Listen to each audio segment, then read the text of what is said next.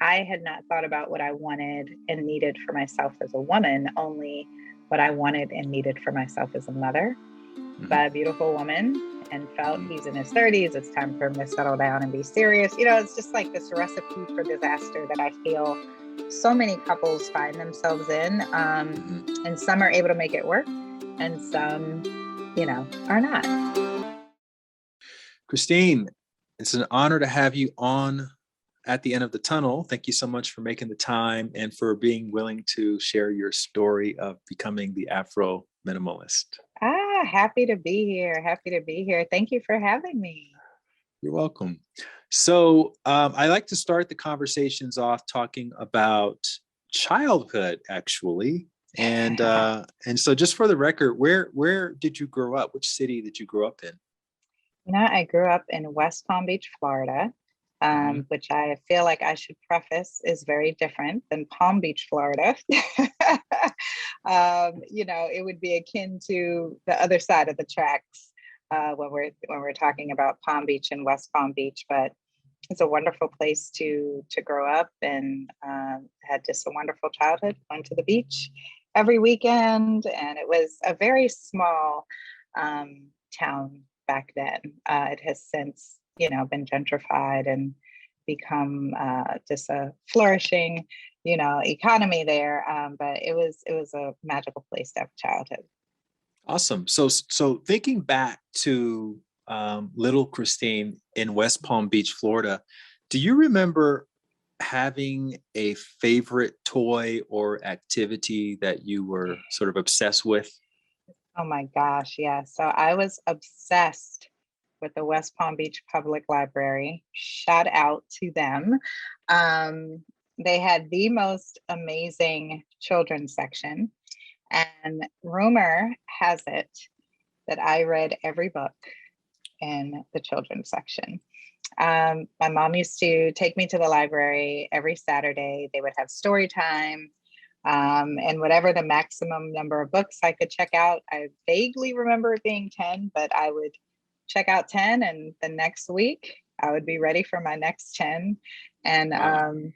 yeah, it's beautiful too. It's like right off the intercoastal. And so that was like my favorite activity and pastime. It's That's kind of so no interesting surprise where I because, ended up. yeah, well, you and I are around the same age. And when I was a kid, I mean, we watched copious amounts of television. So I'm imagining you didn't watch very much television if you were reading 10 books a week. No, we did not watch a lot of television. Even now, I don't watch a lot of television. We didn't have cable. Um, our television was only on, you're going to crack up, but you're going to remember this, to play Atari. If you are in my age group, you had the first Atari, my friend. And so, The you know, 2600. oh my gosh, good times, moving that little joystick, Yeah. And right? then Nintendo was like, it was Oh like my gosh. Apple compared to Oh IBM, my you know? God, Nintendo came out and Duck Hunt, and I mean, Mario, and it was, Donkey yeah. Kong. Oh my God, those Yeah. were good times, right? But yeah, so my older brother was much more into video games, and I believe that first Atari only had one joystick. So, Mhm. I had plenty of time to read, let's just say that. Yeah. So was that circumstance of the television not being on, was that something that your parents um, instituted for your good, or they just weren't, they couldn't afford a Yeah. television, or what was the deal? It's so wild. So I'm so glad you asked that question, because this is like a big part of my childhood that I never knew that we were essentially living in poverty, That's so funny. until until literally until I like went off to college. And I was like, I remember going home, you like go home with one of your friends or roommates or whatever. And I was just like, oh my God, like I had no idea. I mean, our house was in Pleasant City, which is a former Black settlement town. Uh-huh. So everyone there was living in poverty, right? But my mom, and I was raised by my mom, she never said, like, we don't have money for this, we can't do this, we can't, you know what I mean?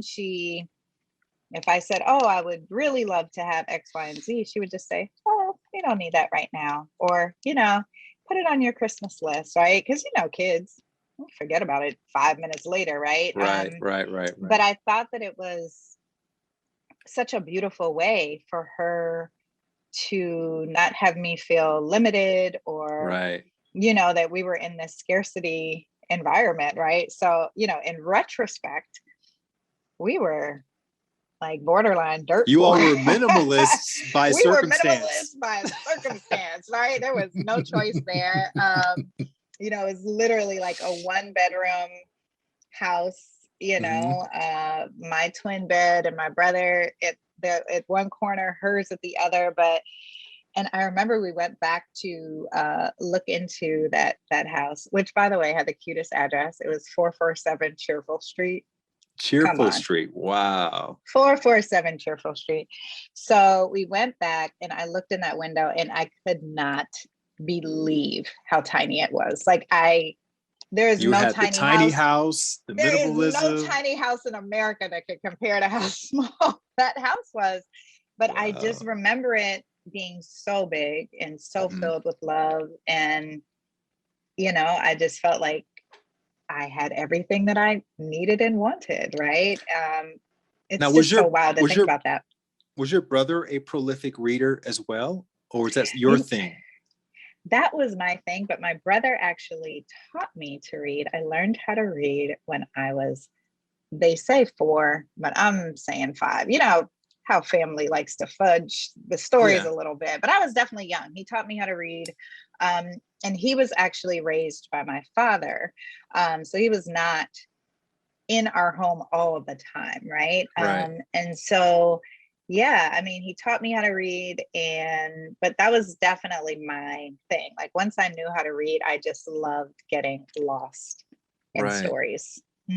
Mm-hmm. People who read a lot, um, they tend to be better storytellers than people who don't read. They tend to have big imaginations. They Mm-hmm. tend to be able to sort of connect dots between seemingly unrelated things.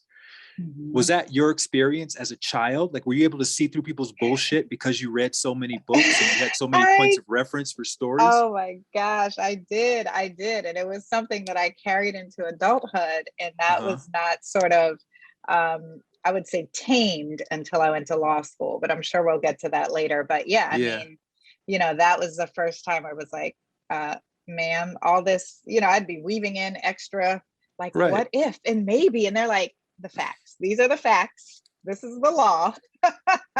Right. All of this extra that you're bringing in, right?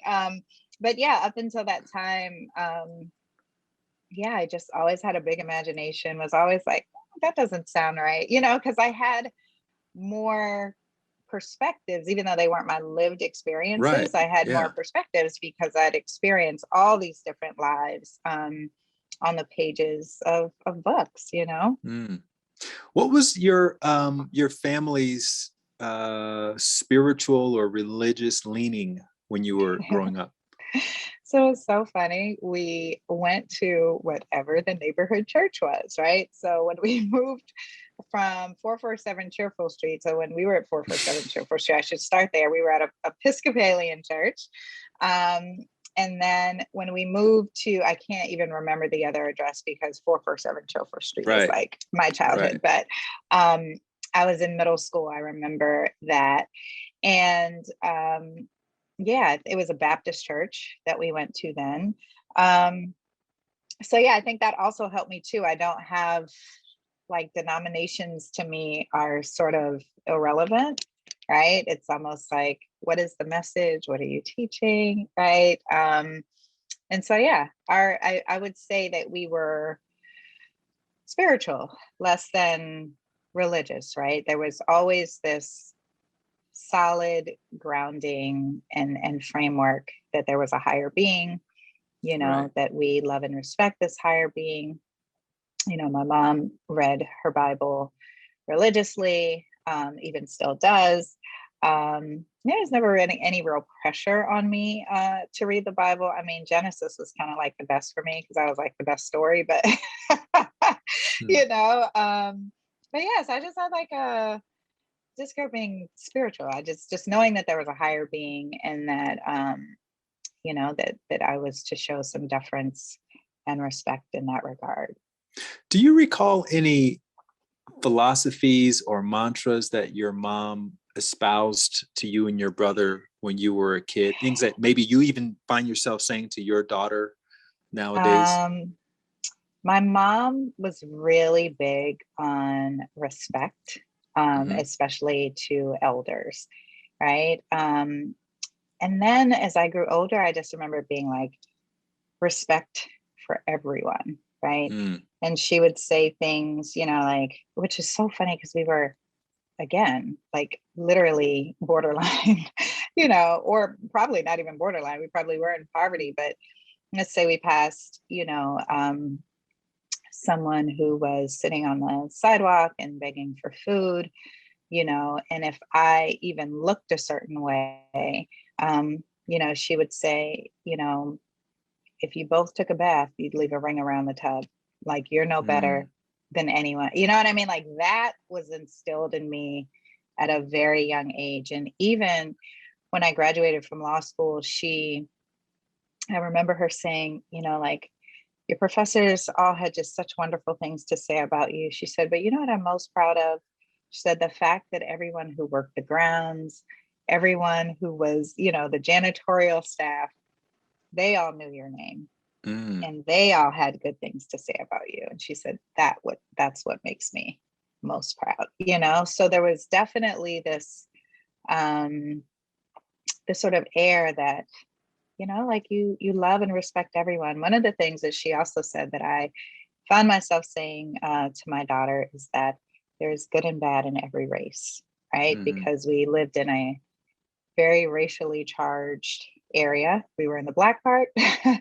We were not so much welcome in the white part, right? As you get older, you hear all sorts of things, white people are this, white people are that, you start repeating stuff. And she would say, it's good and bad in every race.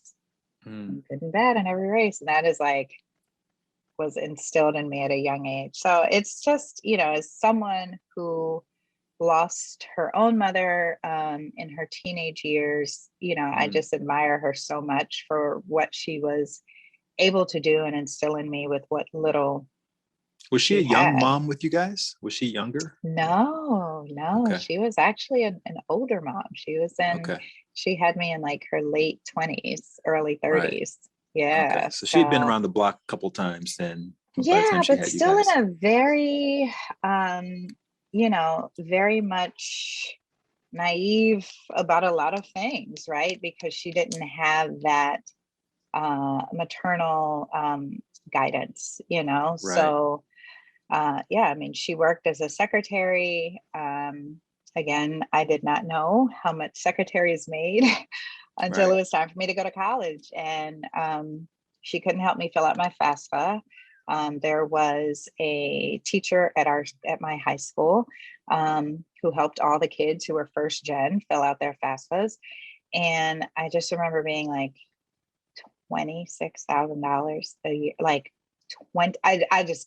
I could not believe that is what we had lived off of, and probably less, when I was younger.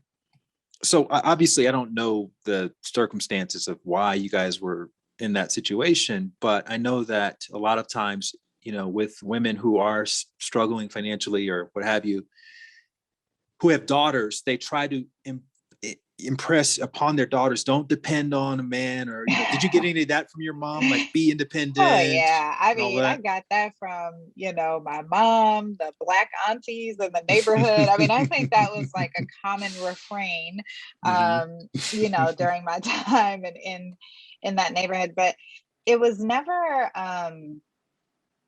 like hate men, you know what I mean? It was definitely more like, you make sure you can take care of yourself, make sure you can do for yourself, make sure, you know what I mean? Like that sort of independent. It was never like, you don't need a man kind of thing, right? Like, because again, I felt like she really did a good job of just instilling balance and having me make my own decisions. Like I remember saying, what should I be when I grow up? And she would say, well, what do you want to be?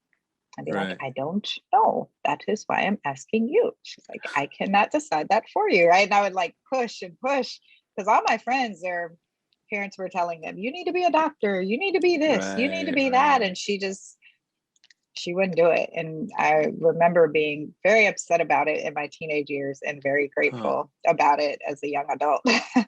Well, you were obviously, I mean, anyone whose child is reading, I'm sure this is maybe an exaggeration, but 10 books a week, you're either going to be the smartest person in your class or you're going to be completely detached because everyone is so below your level of understanding that you're just not interested at all. Right. So Yeah. when you thought about your adult life and, growing up, how did you contrast it with, what was going on with your mom as a secretary? How did you view the idea of success as a young person? What was success for you? You know what's interesting?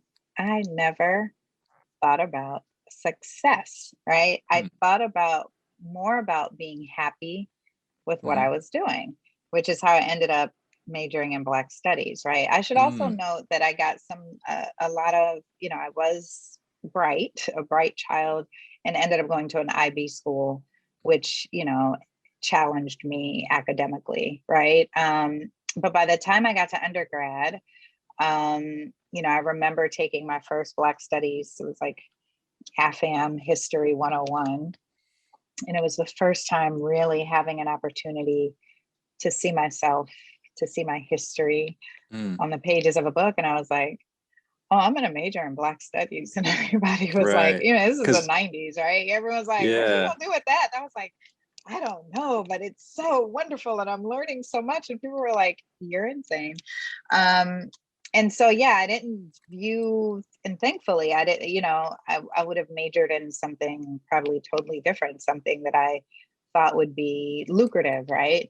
Mhm. Um, but yeah, so that's how I ended up majoring in Black studies, is because success to me was just always being very much happy and enjoying what I was doing and being able to pursue that with as much passion and desire as I wanted to. So yeah, it wasn't until I got old. I would say, like, again, man, when we get to those law school years, that was like that was like a life altering time for me. But it wasn't until I got, sort of in that sort of sphere of, competition and, are you going to be a junior associate forever? Are you going to be partner? Are you like, that is when sort of my ideas of success was skewed. But for undergrad and grad school, I mean, it was beautiful, right? I just had an opportunity to learn as much as I could about our history and culture, and it was awesome. So you're an attractive person. You're 6 feet tall, and you're young. You're an undergraduate. Was there any temptation to maybe take advantage of the way you look and go and become a model or any of that kind of stuff? Like, and then the second part of the question is, at what point did you realize you wanted to go to law school? So I did a little modeling when I was in high school. Mm-hmm. For the local And department store. yeah, for the local department stores. And then I had like an agent in Miami, and in retrospect, thinking, about making, $1,500 a day, Mm-hmm. $2,000 a day in Mm-hmm. respect to what my mom was making Mm-hmm. is just wild. Um, but it's when it came time for graduation, I was sort of at those crossroads, right? And my friends who, like, when you're in that 14, 15, 16-year-old range, you're like prime model time, right? Sure. Yeah. And they were pursuing it, full time. And my mom was like, no, you have to get an education, right? So she did. That was the only time she didn't say what you need to major in, but she was like, what you're not gonna do is be out here, being this little model girl. And I think, her thing was that beauty fades, right? Mm, It has always been a very I don't want to say predatory, that's not the right word, but if you don't have the right folks around you and sure. guidance, it can be, a A lot of problematic pitfalls industry. and yeah, dodgy Yeah, people. for sure. So yeah, and when I went to undergrad, there was a local modeling agency in Tampa called Alexa Models. And I did a little work for them, like department store stuff or whatever, but it was never really something that I wanted to pursue like that. Right. And I think I was one of those people that sort of hid behind, like, I didn't want to be seen as just beautiful. Right. I always wanted Sure. like my intelligence to be at the forefront. Right. And so, there was a lot of baggy clothing. There's still a lot of baggy clothing, which drives my friends crazy. And just very much, like, this is, I feel like, I mean, you don't get to choose your DNA, right? Like, Sure. I don't get an award for, having this chromosomal, sort of, hey, it worked out. But I felt like I was very much in control of other aspects of my life, right? So I feel like only now in my 40s am I like leaning into and embracing the fact that, like, yeah, you're a beautiful woman. You can, cut off your hair, do your little thing, right? Mhm, mhm. But definitely when I was younger, it was something that I was not, that I did not want at the forefront at And what all. inspired the law school decision? So I was in I was in grad school majoring in Black studies, which is around the time when you realize, like, oh, this is why everyone was asking me what was I going to do Ah, with this degree, right? I was like, oh, so I only have one choice. I could just get my PhD and teach all, like, right. that was it.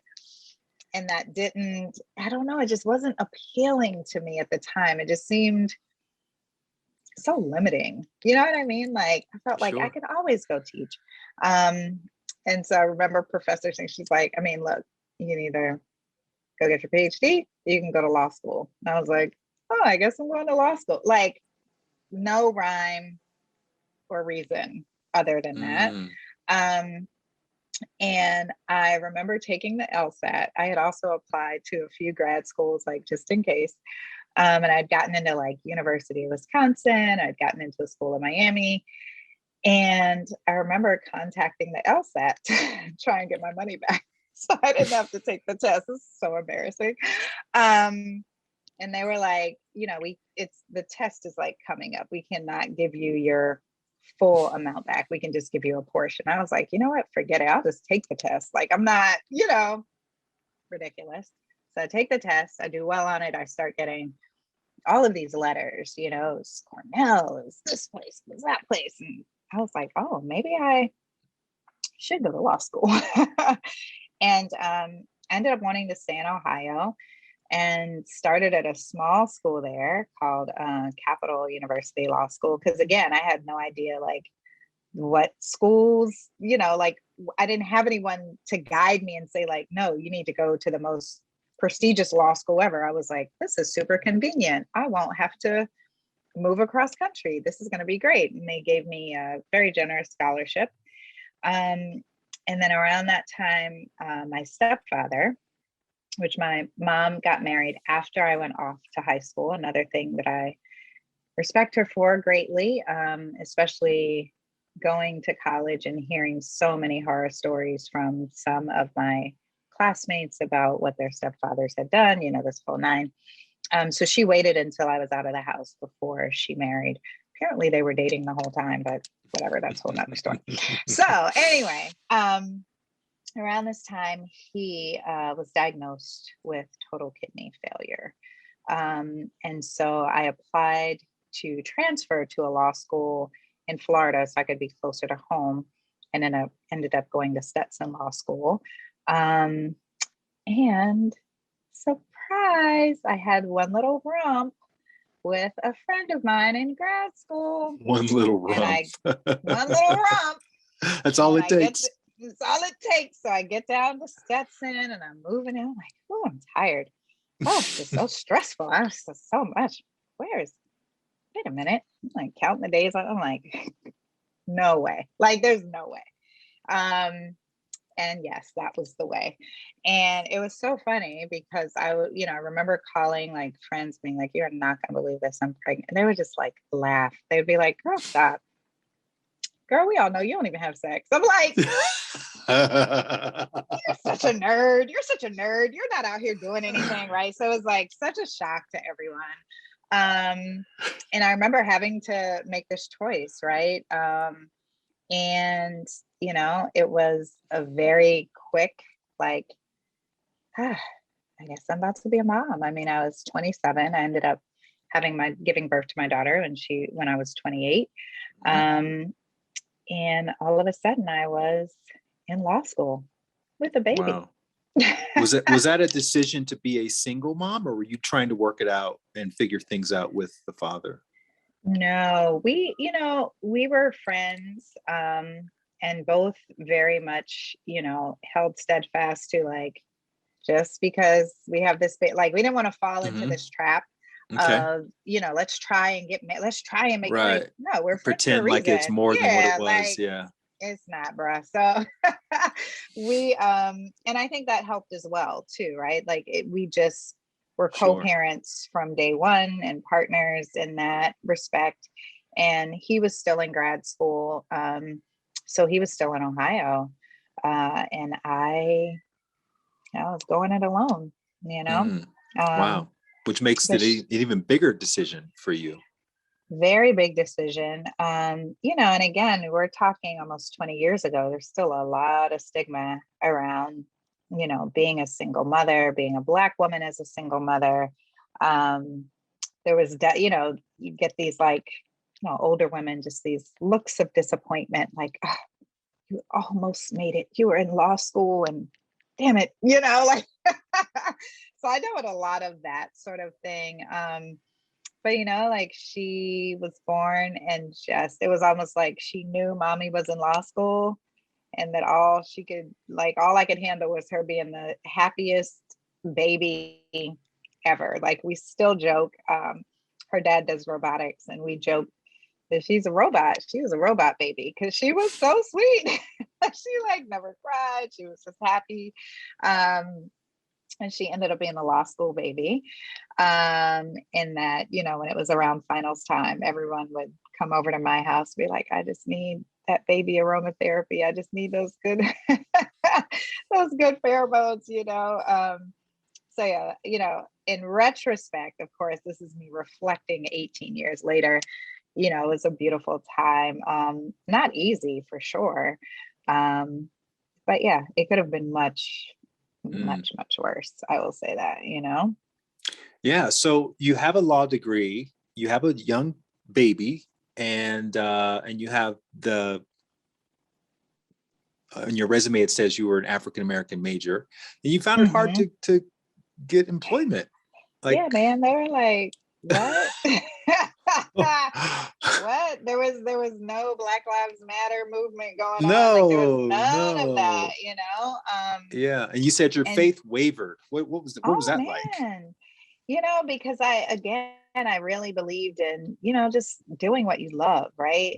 And felt that it was very important that I had so much passion and joy around African and African American history, but there was nothing for me. And I was just like, how did I end up here? Like, God, what? Like, you couldn't tell, like, you couldn't just close this door sooner. So, and I remember the first, career coach telling me, like, I think you have to take that Black studies off your resume. Just say. Was that a Black person or a white person who told you that?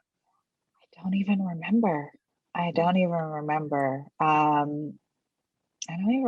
But it was probably a white career coach. But I feel like I would have got the advice from anyone at that time. It was just like, right. Girl, they are not. The minute they see that is like, next, right? And did you have any Hotep tendencies back then? Were people know that you were an African-American studies major just from having a 5-minute conversation with you? I was not smelling like patchouli and, doing the thing out there. No, I think, it was very clear that I had a love of history. I think anytime, folks engage me in conversation, but no, there was no way of telling that I was a, Black studies major until you saw my resume.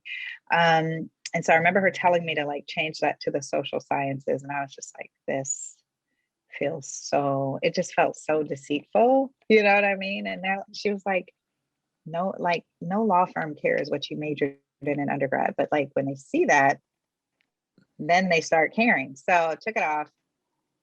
And yeah, sure enough, I started getting hits. And the first law firm that reached out to me was a small boutique law firm that did energy and environmental work.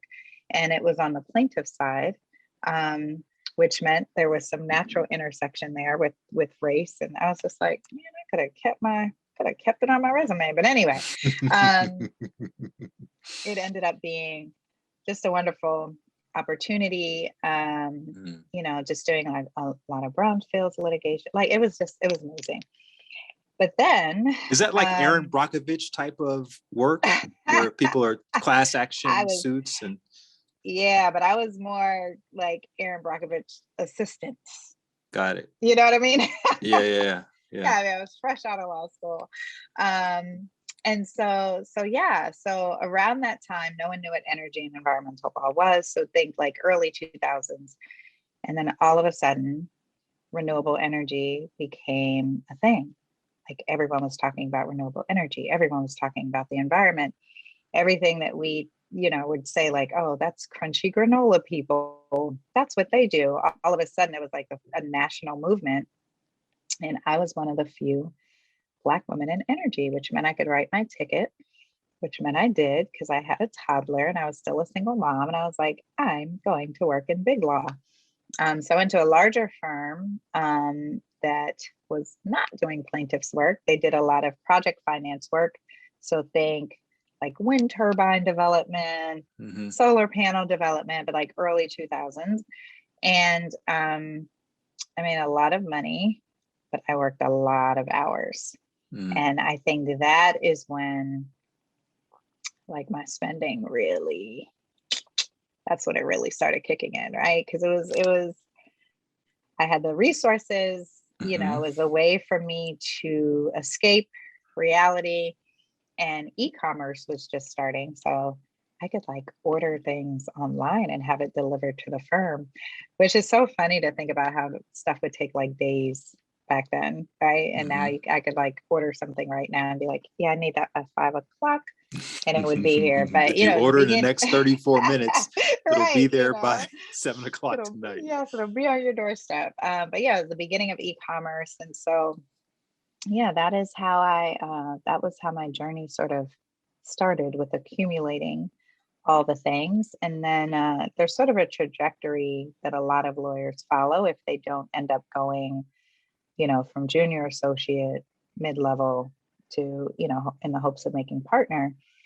You realize that you get burnt out and you hate law and you want to leave. And so you go, you know, big law to smaller law firm, then the government, right? Like government is like this last sort of pit stop before you figure out like what your true calling in life is. And so I remember, you know, around the time it was Barack Obama's first election season. And, you know, we were all like, we were just happy that like, I'd never thought in a million years that we would even have a Black candidate. And then it became clear that he was going to win. And I'm like in DC, and I was like, this is amazing.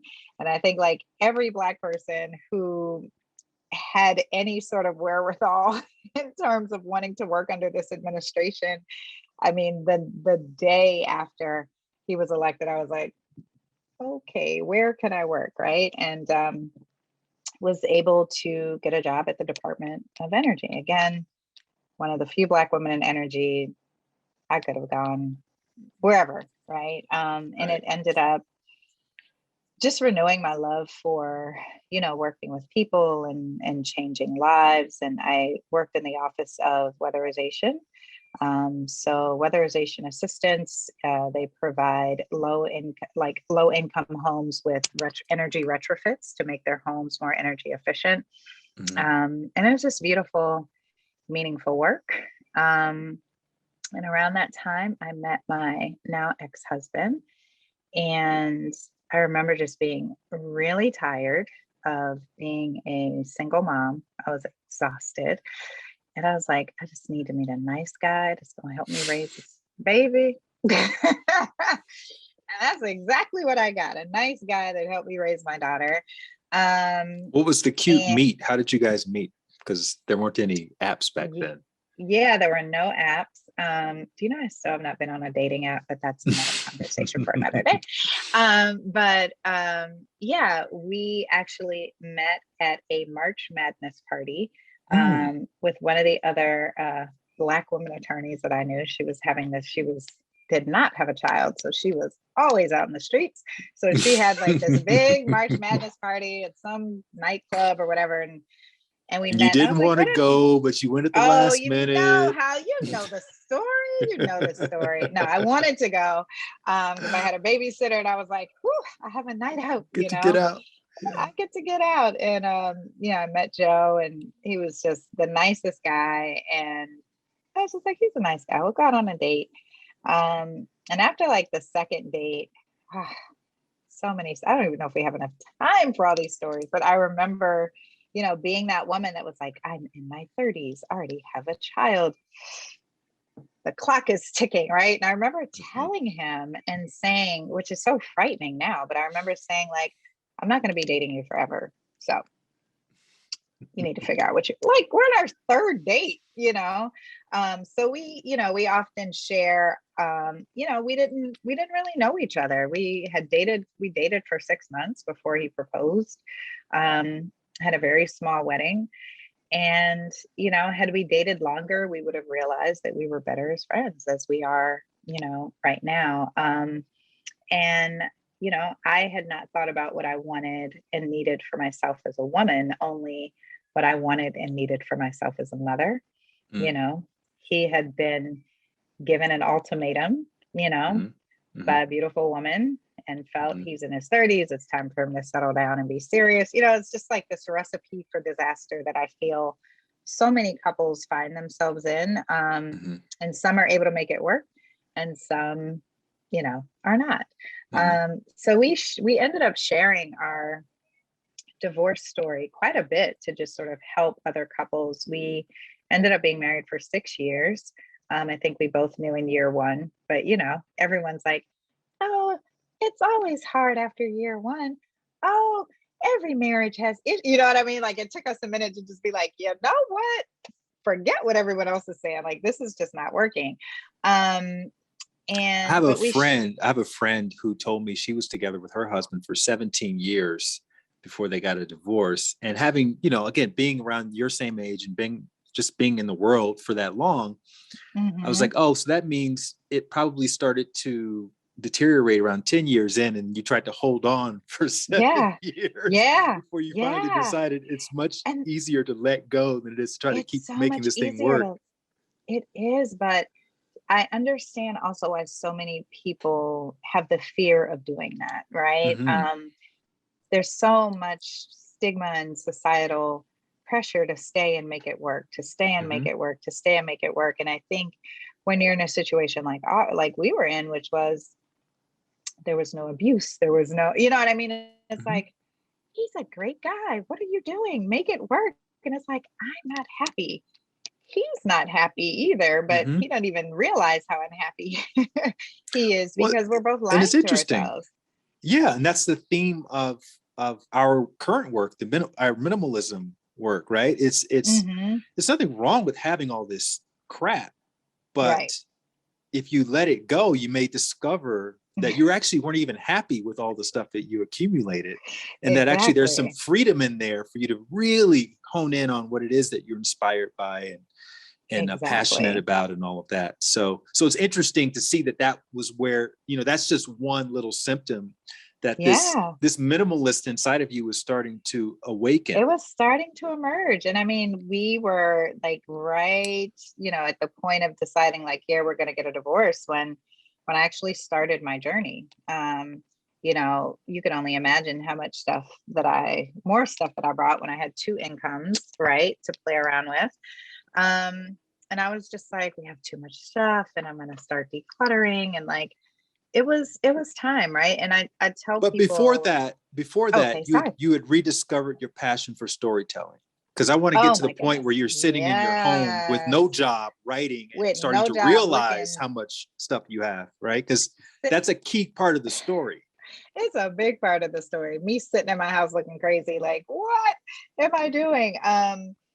So around the time, this was now, just to give your listeners some context, this is now around like 2014. Mm-hmm. I realized that like I am also unfulfilled in government. So this is also another part of making this transition, right? And again, I say like so many lawyers and so many professions, I think, go through this. And it just ends up leading you to your calling. But anyway, I was just very unfulfilled. I could do my work with my eyes closed. And I had a friend say, you know what, we should do National Novel Writing Month. And I was like, that sounds so nerdy. Even to a nerd, that sounds nerdy. Like, what is that? She's like, oh man, every November, people around the world commit to writing a novel in 1 month. And I was like, that sounds so crazy, but yeah, let's do it. And I ended up deciding to write a book about a theory that I had heard in grad school, which was that the spirits of slaves were not at rest and that they were embodied in the winds of hurricanes. And so, this was an opportunity for me to do all the historical research that I wanted to do. I looked at the top 10 hurricanes and looked to see if there were any corresponding moments in Black history that would justify the rage of a hurricane. It was the most magical soul awakening journey ever, but we'll have to have a whole nother conversation about it. It was, so I start writing this book, doing this research, and my soul is on fire. And I was like, I forgot how much I loved writing. I forgot how much I loved research. I forgot how much I loved focusing on African and African American history, right? So it awakened that or reawakened that. And I think once it was reawakened, there was just no way that it could ever be dormant and go to sleep again.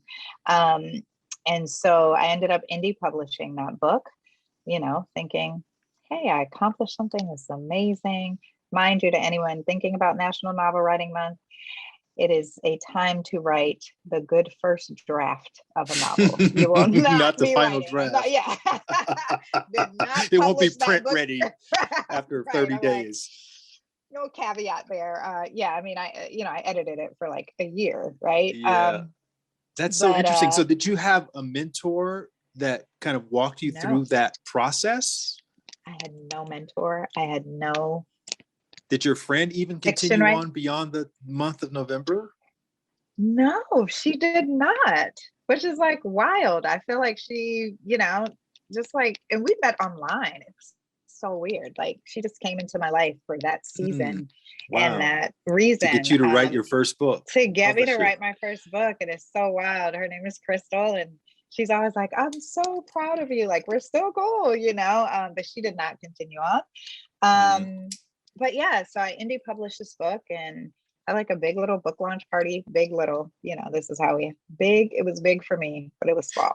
So, back then you had Amazon direct publishing. So is that what you did, KDP? That's what I did. I did, I did KDP. And I also did the print, because back then you could do. It was called Create Space, I think, back then. Yeah, it was Create Space. That's what it was. Yeah. So I did Create Space. And then I did the Kindle version of the book. And it was just wild. I found a cover designer online. And anyway, it looked amazing.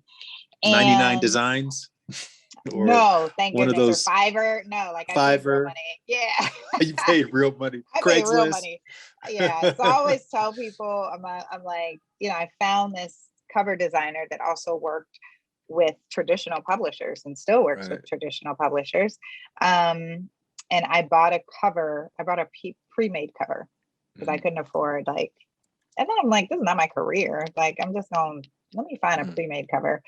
But I had them do all the formatting and font and so it looked like, a not self-published book, which back then indie publishing was not as hip, and cool as it is today.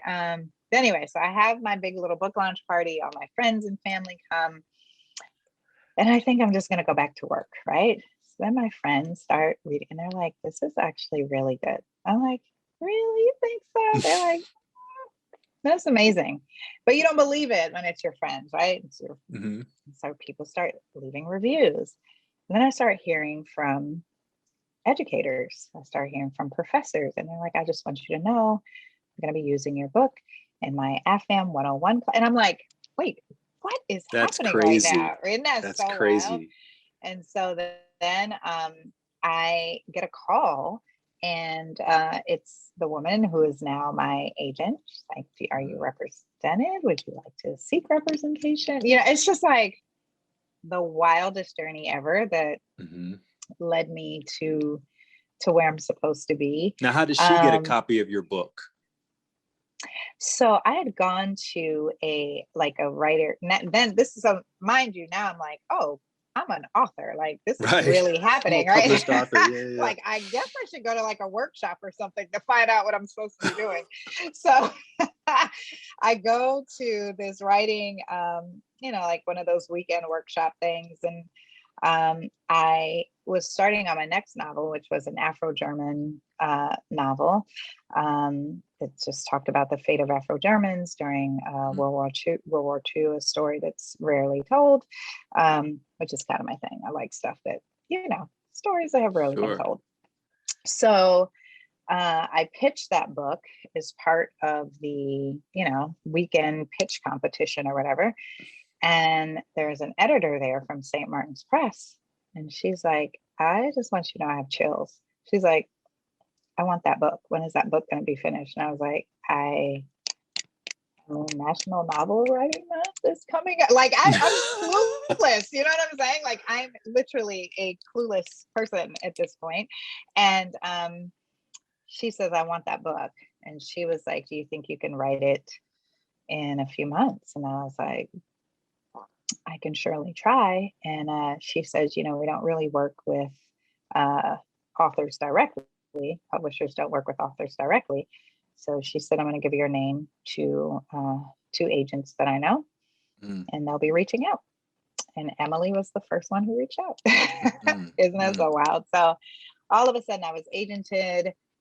I had all these schools using my books. I had all these speaking requests, and I had this opportunity to write another novel. And I was like, you know what? I just need to quit my job. I just need to focus on writing full time. And I'm married, and we can live off one income. And I'm going to be the next great American novelist anyway. Right. So let me just go ahead and let me just quit this job so I can go ahead and do what I need to do. And it was one of those things where you discover, and this is still true for me, I don't create the same when I'm, sort of depending on it to feed me, right? So it was a different type of pressure, right? Like National Novel Writing Month was fun. I took as much time as I wanted to edit. Now all of a sudden, we have six figures that has stopped coming into the household based on this assumption really that I can write a novel in 3 months.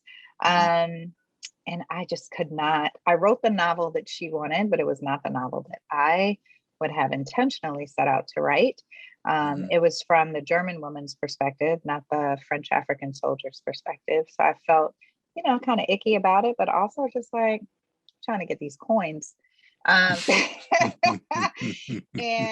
yeah, like the spirits and powers that be and the channeling that sometimes happens with historical fiction that had definitely happened with The Truth About Awiti writing my first novel, it just dried up. And I was like, characters, I need you to speak to me, right? And they were like, and in retrospect, they're like, girl, sold out. But at the time, I'm like, come on, we need this money, right? And so, writing that book in 3 months, having the editor love it because it was what she wanted, having her team saying like, I don't really connect with the characters, which didn't surprise me because I didn't connect with the characters in that way.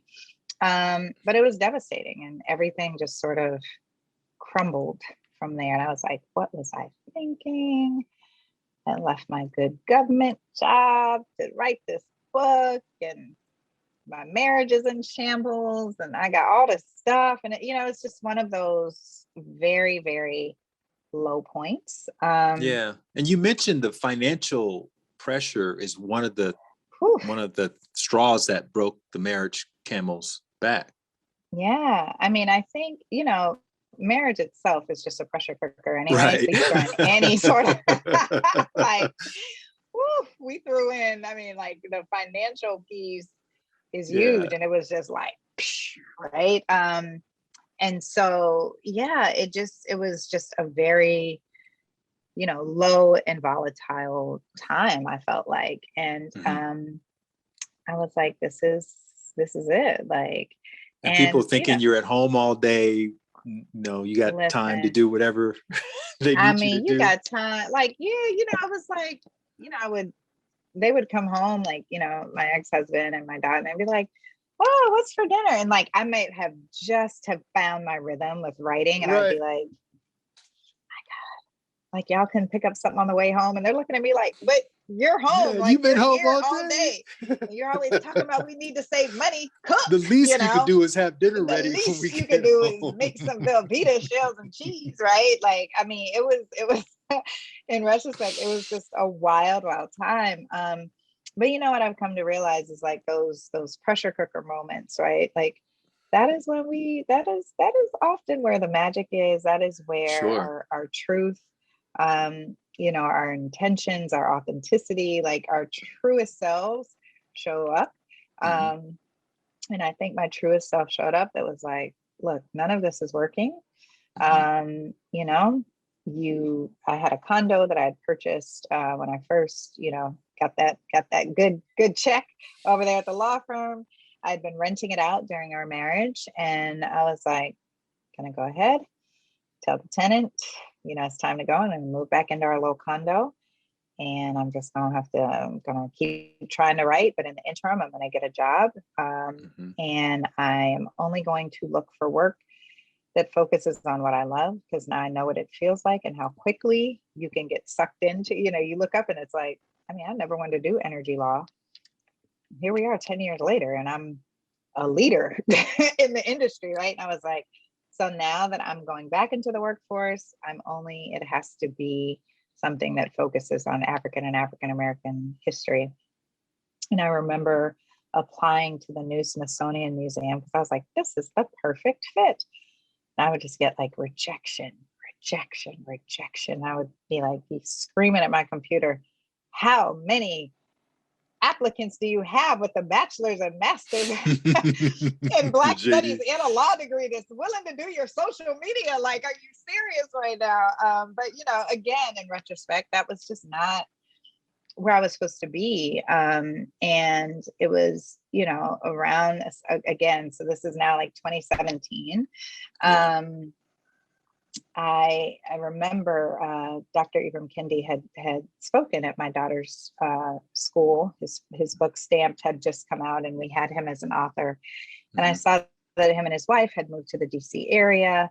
I just shot him a message on Facebook and was like, hey, I see that you guys are moving to the area. You have a daughter. I have navigated all of the DC child streets, happy to offer you guys any guidance or anything. And he's like, oh, what have you been up to since, that time? And I was like, oh, I'm still just writing, still just working on this novel. And then a month or two later, I saw that he was starting the Anti-Racism Center at American University. And I was like, oh, that sounds really cool. Let me know if you, need any volunteer help. I'm still just here trying to write this novel. And he was like, actually, I need a managing director. And I was like, wow. Really? Really, universe? You're just going to hand it to me like that? And and so when they posted that job, of course, many people applied because we're now in a different era, and this is even I'm not the only one with a Black Studies degree, and this whole kind of thing. And he ended up selecting me and another candidate, and we just had an amazing time standing at that center, and it was just beautiful work. And around that time, I got the opportunity to write my first children's book. Anna and Andrew, sorry, and thought that I would never write for children. But it was an opportunity again to focus on African and African American history. And I discovered that I had a knack for writing for children. Okay, so you say you got an opportunity. That means that someone came to you and said, would you write a children's book about X, Y, and Z African American subject? My agent came to me in 2018. So keep in mind, I started at the center in November, sort of 2017. Mm-hmm. And my agent came to me and she said, there is a small educational publisher that is looking for a Black writer to write a early reader chapter series about, a little Black family. And she said, I know you said you will never write for children. Because I was always like, what am I going to tell these babies? I can't curse. I can't what am I going to tell the babies? She said, but I think it's a great opportunity. Excuse me, you should give it a try. And she says, this is not like a get rich quick thing, right? Like it's a small educational publisher. This is going to be like work for hire. You're probably getting like $1,500, $2,000 per book. So don't think that this is what's about to take you out of your financial, You're not going to be the next J.K. Rowling's off of these books. Like, man, this is not, exactly. And so I remember like all I had to do was write like, one or two sentences about what each book would be about to sort of pitch it. Sure. But I'm pretty sure that I was the only Black author who had the credentials, you know what I mean? That could so they were like, yeah, we pick her. And they ended up being like, I love them so much. It was only supposed to be 4 books. We ended up writing 16 before that series ended. I did another history series called Shiro's for them. Worked with another publisher to do like the story of MLK, the story of Helen Keller, the story, like history is my. How are these books selling? They were selling amazing, right? Which is, I talk to authors all the time. A lot of folks have these kind of stories that are like, yeah, I had to take a pretty bum deal, in retrospect, to like get my foot in the door. But literally like in the span of 2 years, I had an opportunity to write over 30 children's books. And so all of a sudden it was like, I was an established children's book writer and ended up getting a really wonderful deal to work on a new series called Frankie at 5 with Candlewick. Very respectable children's publisher, like this is going to be the next Judy Moody Stink series, right? And it just, but in the span of 2 years, it was like probably one of those books is like all that I made from those 30 books, right? So question, thinking of, if I had said, I don't want to do it, I wouldn't, I would just be in a totally different space right now. But go ahead, I'm sorry. No, what's great about this part of the story is that you have experienced self-publishing, you have an experience with a second attempt at your narrative nonfiction. Mm-hmm. What does it take what makes a good children's book a great children's book compared to whatever you were doing with your adult nonfiction books? Yeah. Like, what did you discover about that process? Like, oh, this is the form. This is what I'm really good at. You know what I think? I think as a mother, I was just a natural storyteller, just thinking of like stories that I had told my own daughter, it's bedtime. And they're like, tell me a story. You just make up stuff off the fly, right? And then she was also a preteen by then. So I still had all this like experience to draw from hilarious moments from her childhood, right? And so I think what makes a good children's book is what makes any book a good book, which is authenticity, right? And I think that's what was really missing from that second attempt at writing my second novel, which is so wild because now I'm writing a novel. I'm on this whole wild trajectory now. So I got a book deal for that. But I got that Frankie book deal right before the pandemic. And then the pandemic hit, and my agent is like, this might be a good time to write that Afro-minimalist book. And I was like, you think so? And she was like, yeah, I mean, people are going to be home. Like, this perfect time. Me, as if I don't already have stuff to do, write this proposal. First editor we sent it to is like, I want it. Like, what? So the Afro-Minimalist Guide to Living with Less, the book deal, writing the book, turning that book in, the launch, all of it happened during the pandemic. Is that not crazy? So take us back a little bit to because we haven't really gone deep into your minimalism story. Now that we've set journey. the scene, yeah, we've set the scene on the fact that you're home writing and you end up getting a divorce and you move back into the small condo. So what happens then? Yeah, man. So that moving back to that small condo, it was minimalist by circumstance, right? That Right. choice went away real quick. But I think it was a beautiful lesson in me really sort of discovering, like, what do I really need, use, and love? Like, that's how that framework sort of came about for the book, right? Because there are certain things that we need, but we might not really, we don't really love them. There are certain things, obviously, that we love, but we really don't need or use. Right now, I was like, this is such a small space.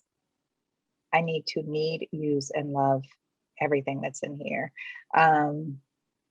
I was able to, we had a large home, so I was able to leave a lot of stuff over there, and to the point where we were just like, it'd be like 6 months past. So I'd just be like, you know what, just throw it all away. And he'd be like, really? Like, even then, I'd be like, don't tell me what it is. Don't tell me what it is. Because then I'm going to be like, I left that over there. Let me have that, right? And so that's how I came up with that part of the book that's like, sometimes if you want to do like a quick, fast, in a hurry approach, like put everything in a box or in a space that you think, you won't be going into for a while. And if you don't go in there, if you don't find yourself going in there within, a few months, just donate the box unopened. You know what I mean? Because it was easier for me to let it go because I had not seen it. Right. So I'm like, if I haven't seen it, I obviously don't need it and use it or love it enough to have it in this space. Right. But you're not calling yourself a minimalist at this point. You're not on minimalism online communities at this point, or are you? I mean, I think if I had an opportunity to do it all over, I would not have called myself the Afro-Minimalist. The only name that could have come close would have been Afro-Intentionalist, which is even more of a mouthful than Afro-Minimalist. So I guess it'll all work out. But, what it really is living with intention, right? I hear people all the time, they say, I can't be a minimalist. There's no way I can be a minimalist. But that's because that word evokes a certain image, a certain aesthetic. It evokes feelings of scarcity and lack, right? And so I tell people, like, okay, so don't be a minimalist. Can you live with more intention? Can you be a more mindful consumer? Can you live with less, right? And they're like, I can do that, And so I think that word just has now such a negative connotation to it, and a negative and even limiting sort of approach as a lifestyle, that a lot of people can't see the benefits for what it is. And what it really is it's a practice, it's a mindset, right? And what we have seen so often are the aesthetics. And so what is stuck in our mind when we hear that word is the image that we see on Pinterest, right? Which is this barren white room with one chair in the corner and a lamp. And we're like, I can't do it, right? And so I think, my journey sort of just taught me that, right? I had to try and mirror the aesthetics that I saw online to realize this doesn't feel good. And this is not how I would live, right? And so that's how I ended up calling myself the Afro-Minimalist, because I was like, so where were you when you coined when you coined that name? Were you on a walk? Were you in the shower? Like, how did you know that was it? And then secondly, did you get any pushback from people going, you're going to paint yourself in the corner, just trying to appeal to the culture with minimalism or anything like that? What is so wild is I never imagined this being what it is today, if that makes sense, right? Mhm. Like for me, when I coined that term, and I don't remember where I was, probably picking out an Ankara pillow somewhere, right? Being like, you know what? I know they said we're not supposed to have color, but this is what I want. You know, it was a way for me to just sort of make minimalism my own. And it was just supposed to be, you know, my Instagram handle and my blog, right? Which was to show a different sort of approach to minimalism. I never imagined it being a guide. I never imagined having 60,000 whatever followers, right? Like, Mhm. but I think what that says is so many people are curious about this space, but have, you know, just seen it so limiting. And so to see someone do it on their own terms, it's like, oh, wait a minute, right? So I've had people say, like, I didn't know I could have color. And I was like, who told you you couldn't have color? Like, there's all these unofficial rules that have become almost like the rules of minimalism, right? And so I think having people see someone do something different is where it just became appealing, right? And then I also thought it was important, you know, when I ended up writing the book, was to really talk more about the psychology of ownership, which is something that we never talk about, right? Like most of Mhm. the minimalist books are like, all right, gather up all your things, let's go. You know, it's like, Right. we should probably talk about why we have so much stuff in the first place and really sort Mhm. of figure out our motivations and attachments. I've heard from a lot of people too, like that's one of their, that's the most appealing part of the book to them, because you can declutter a million different ways, right? Like you can find what sparks joy, you can do this, you can, there's so many ways that you can declutter, but unless you really get to the root causes of your overconsumption, you just don't keep decluttering, right? Right. Because you don't understand why you overconsume. You don't Right. understand why it's so hard to let go, why you have these attachments to certain things, you know? So when you started your blog and your Instagram handle, I'm assuming you were already on Instagram. So there was a day where you decided, okay, I'm going to rebrand. I'm going to rebrand myself as I this other remember that thing. day. Yes, yes, yes. So, and I used to have an author account. Um, and I was determined to keep my author account. I think I had like 3,000 followers. And Uh-huh. at the time, it just felt like a lot. And I was like, I can't let go of this account. Right. I'm And going to so I'm disappoint like, my 3,000 I'm going to followers. disappoint my 3,000 folks. So I had, I'd started this Afro Minimalist account and launched the blog all around the same time, which was like January 2019 was when it started, right? I had this whole like, I'm going to launch. And so it was just me sharing little snapshots of my life. And so I would have like my writer's life, and then I would have my Afro Minimalist life, my writer's life, Afro Minimalist life. And the writer's page ended up, I mean, it was a lot of pressure. I felt it was very, very curated. It wasn't very authentic, right? Like, you know, you're a writer. No, we're not Yeah. like lighting candles and placing this, right? You know what I mean? It's No. like, shoot, I gotta hurry up. You know Right. what I mean? Right. But like it was very it was very staged. And I remember one day, oh my gosh, like I literally took, it must have taken me like over an hour to try and create this perfect photo. And I was setting the book this way, and I was opening it this way. And then I had a candle over here. And then I remembered reading something that readers hated to see, pictures of books with unlit wicks. And I was like, damn it, I forgot to light the candle. I'm taking the picture. And I was just like, this is so ridiculous right now. Like, I have spent over an hour curating a fake writing experience. Right? I should have been writing. I should have been writing, right? And that was the day that I was like, and so hey y'all, I'm about to be over on the Afro Minimalist account only. Come on over, or you know, I'll see you next time. And because the Afro Minimalist account was so natural, right? Like I would wake up, you can see I get a lot of light in here. You see me having to like adjust the blinds so I'm not like Mhm. blinded by the light. But some mornings I like wake up, this light comes pouring in. I've just made my bed. The plants, it's just hitting everything. And I'm just like, take a picture on my phone. I just upload. I'm like, having such a beautiful morning, right? Have a Mm. great day, y'all, or whatever, right? But it was just very natural. There was no curating, there was no staging, there was no, and so I think because I had that account that was just very natural, it made me realize like how ridiculous I was being with my other account and how much time I was wasting, right? I think one of the many benefits that minimalism has taught me is time, because I got so much time back, right? Time that I used to spend cleaning, time that I used to spend trying to figure out what I was going to wear, time, driving to the mall to buy something to wear, right? Like you just become so much more aware of your time and so much more aware of what it means to live with intention. And so I tell people often, minimalism is like a gateway to living with intention.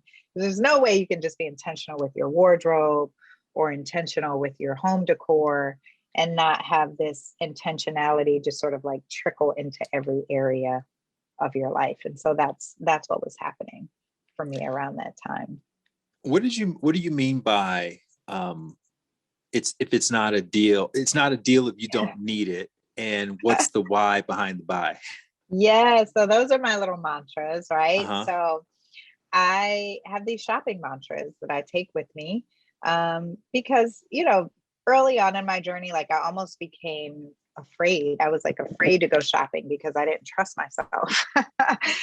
And then I had to say, Christine, like you can't avoid the mall forever, right? Like you got to figure out something to say or do to keep you in check and keep you in line with your goals. And so I started coming up with these little mantras. And because I love a sale, whenever I'm at the sale rack, I have to tell myself, it's like, oh, this is so cute.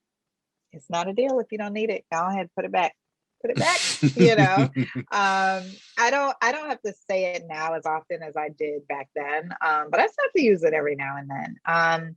And what's the why behind the buy is really, and I find myself going to get something that I don't necessarily need. Like, what is the why behind this buy? Like, am I going through something emotionally? Right? Like right now is a very emotional time for me. My beautiful daughter is now in college. And I'm just much more emotionally vulnerable and more than I thought I would be. And, I remember saying, because everyone would be like, aren't you going to date again? I'm not dating until my daughter goes to college, right? I'm like, oh, I'm alone out here for real. Like when you are a single parent, you feel like you never feel alone. Like you always have someone, right? And as she got older, it was like I always had a buddy to go to brunch with, a buddy to do this with, a buddy to do that with, right? And so, yeah, like I'm in a much more emotionally vulnerable place right now. And so if I go into a store, I am much more inclined to just be like, and I'd be like, what's the why? You miss a Nala right now? You know what I mean? Are you feeling some type of way? Are you buying this because you might finally set up this Tinder profile? I'm not, but anyway. No, that's a very powerful redirect, because as you've mentioned or hinted at it, a lot of times when we are hoarding or just buying unnecessary things, it's not really, it's 4 or 5, the real reason is 4 or 5 layers deeper than the stories, those other 4 stories we're telling ourselves about why I need to have this. And I'm just curious, like how, if someone looks around wherever they are listening to this right now and they see, hey, I have things that I don't use, that I don't need, that I don't love. What's one way to sort of break through those stories or just to get deeper? Aside from, I mean, obviously going to therapy and all that helps a lot, but let's say you don't even have those resources. What's a way to kind of get to the essence of those philosophies sooner rather than later? So it's a couple things, right? The mantras are really just a reason to pause, right? Because I think so often the reason we end up like buying things and, finding ourselves in these situations is because we didn't pause. So it's not, I mean, I came up with these, very philosophical sort of ways, but like, I tell people all the time, just pause. just pause, right? And be like, wait a minute, why am I buying this, right? Or do I need this, right? When you already have an accumulation of things, right? I mean, you have to do the inner work, and there is no easy way around that. It is essential to uncovering why you have all the stuff, right? And I think people get discouraged by just the idea of it because they put this finite time on it, right? Again, this goes back to what mainstream minimalism has shown us, which is you should be able to do this in a weekend. Like, why is this taking you a month to figure out why you have an attachment to X, Y, and Z, right? And so that pressure, we have this pressure that we put on ourselves that it needs to be done in a weekend, or, you know, this is a weekend warrior mission. I hear people say that all the time. And I'm like, did it take you a weekend to accumulate all that stuff, right? Like, you got to give yourself some time to do that inner work. And that inner work is really uncovering why you're motivated to have certain things and keep certain things, why you are attached to certain things, why it's so hard for you to let go of certain things, right? And that is like inner work that takes time. I always tell people it starts in childhood. You know, a lot of who we are as adults is manifestation of what we saw, learned, or were told, right? And it doesn't always have to be by parents or caregivers. I talk a lot about, you know, many of us were raised by a community, right? Or maybe your family was very active in church, or maybe, right? And so you may not even know where, and you may have only heard it one time, right? Like, I like to say somewhere along the line, someone whose opinion I valued highly told me not to be a writer. You see what I'm saying? Like, my mom's, oh my God, I remember when you used to write stories, you were like 8 years old. I remember you submitting a poem to this when you were like 11, and all you did was ask me for a stamp, you know, like, so it was always there. But somewhere along the line, someone discouraged me, right? So that inner work is discovering, where did I start to learn some of this behavior, right? Or what was the experience that happened? You know, Joe allowed me to share his story in the book, which he's a big sneakerhead. And I said, like, can you think back to a moment in childhood where that may have, you know, sort of happened? And he said, I know exactly when it happened. The new Jordans came out. I asked my parents for new Jordans. Like many Black parents, they were like, you have lost your mind if you think I'm about to buy a pair of $100 sneakers. And they bought him a pair of knockoffs. He had to wear them to school. He was clowned relentlessly. You can only imagine. Oh my God. Like, can I just tell you the story? The Payless shoes knockoffs. Listen, when he told me, and I'm really, you know, you can imagine, I've heard like every story, but when he told me that in addition to the silhouette of Michael Jordan, you know, in midair dunking, that there was somebody up there blocking him, I was like, there was not another silhouette of someone blocking Michael Jordan on your, like, dude, I know they clowned you relentlessly. And he was like, it was so horrible that he remembered saying, when I'm an adult, I'm gonna buy whatever sneaker, I don't care how expensive it is, I'm gonna buy it. And he counted, and out of, like, let's say he has like 60 pairs of shoes, like 40 of them are Jordans, right? Because, and this is how like deep rooted this stuff is. And I tell people, you told the story about your husband, I believe, with the dishwashing liquid, right? Oh yeah, my friend's husband. Yeah. Oh yeah, that's right. Your friend's husband. Everyone loves that story. Yeah. I mean, you know, he would grew use up really copious amounts of dishwashing liquid. And she was like, why do you use so much dishwashing liquid? Yeah, I was like, have you ever asked him? She's like, girl, the bubbles are overflowing out of the sink. And I'm like, but girl, he is in there washing dishes. This is a good thing. And she's like, no, it is not. And I said, just ask him. And he told her he grew up really poor, and he was raised by his grandmother in the deep South, and they would get dish soap from the dollar store. And even then he would only be allowed to use a drop. And so now that he's an adult, he buys the most expensive dish soap and uses all the bubbles. Like, that's I actually like that rooted. Though. I kind of like that. I know. We're all rooting for him. To make all the bubbles he wants. But yeah, you know, you think about if you grew up with food insecurity, right? A lot of Mhm. folks, they just have like very full pantries. They're like, I know I'm never going Mhm. to be able to eat all this, but it just, comfort is a Mhm. very big part, right? In terms of our motivations and attachments, right? Mhm. And so they are comforted by opening that pantry and seeing it full because they remember being younger and opening the pantry and seeing it empty and wondering, when are we going to have our next meal, right?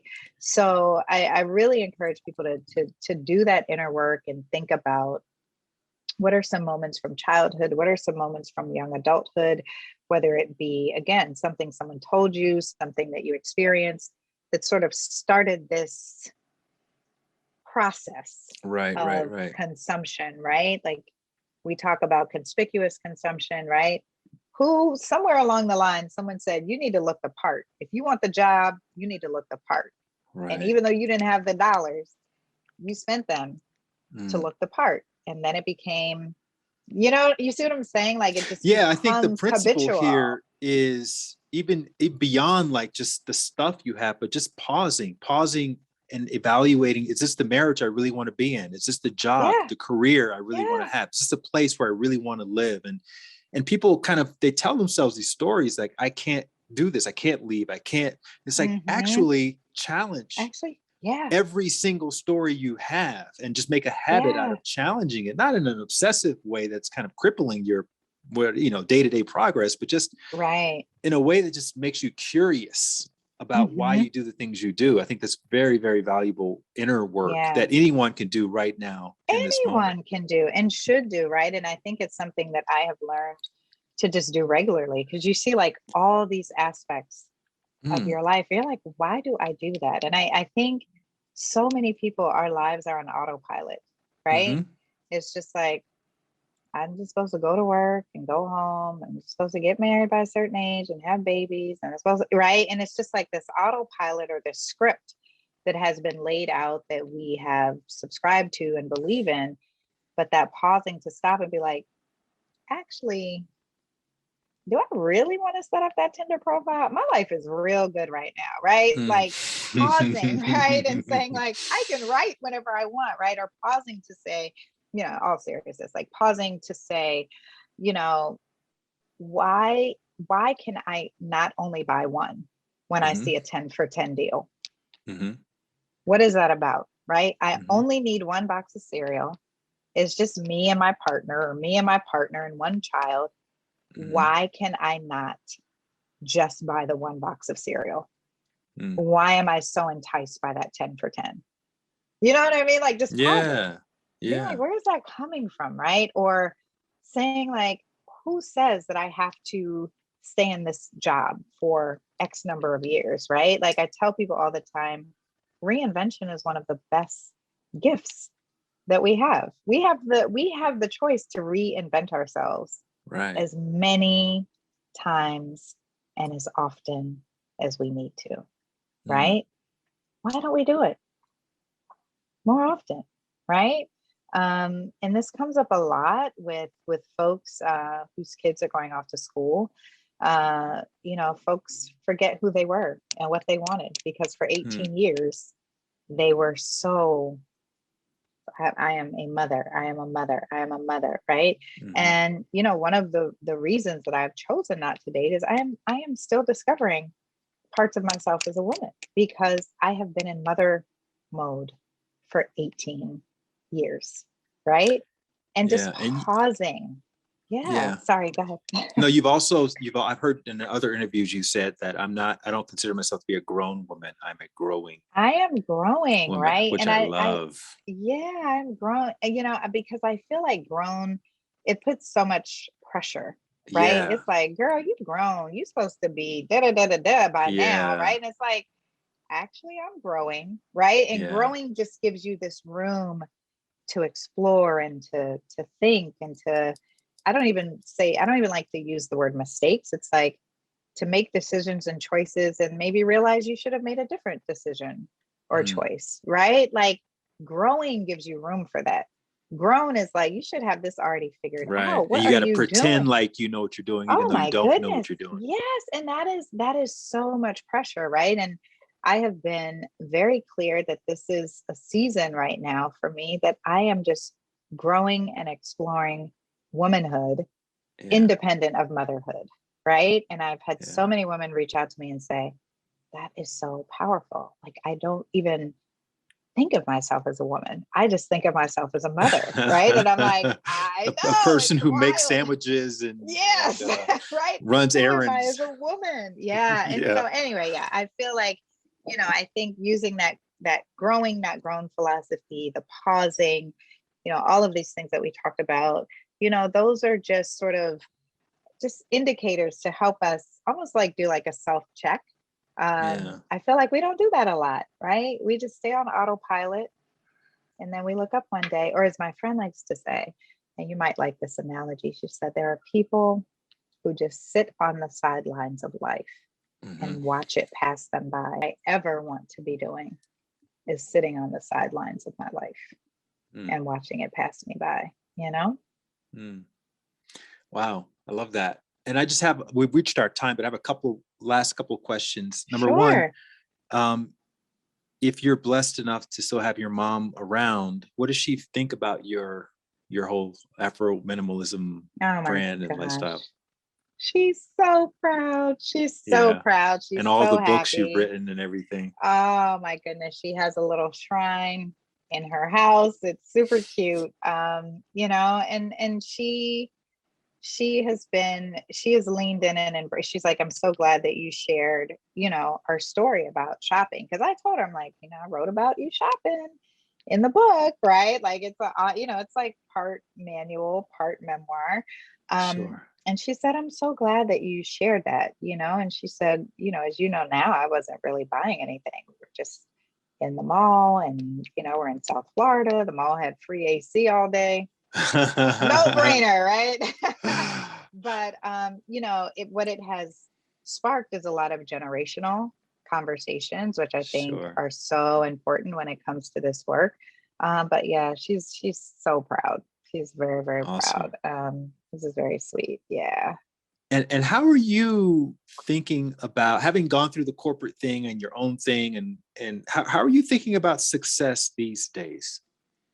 I feel like that is still not a word that is in rotation in my vocabulary, right? If I were to pause and think about success right now, I think, the fact that I wake up every morning and I have an opportunity to do what I love, I have an opportunity to, help people, which is very much a part of who I am and a part of my love language. I mean, I feel like I'm successful every day that I wake up, right? Mm-hmm. I feel that again, that pressure cooker, it really helps shape who you are. And I feel like I'm proud of the choices and decisions that I made in the height of what was probably one of the roughest times and Mm, darkest times in my life. Right. And so like to me, all of those things equate success more than, a monetary number or a sure. title, like even like having your book on certain lists or so, you know what I mean? Like what's successful to me is the number of DMs and emails and, getting an email from an 80-year-old woman saying, you know what, I heard your conversation about inherited clutter and I'm going to work this out. So my kids don't like that to me is success, right? It doesn't matter how many books I sell. It's more like how many lives I impact. And, I get an opportunity to do that every single day. So I mean, I guess I'm successful, right? Like I in my love that. own Yeah. in my own way. Well, I'm on a mission to redefine success away from monetary I love and that. achievements, and I'm just so happy to hear that because I think that the more people hear those kinds of testimonials related to Mm-hmm. fulfillment, right?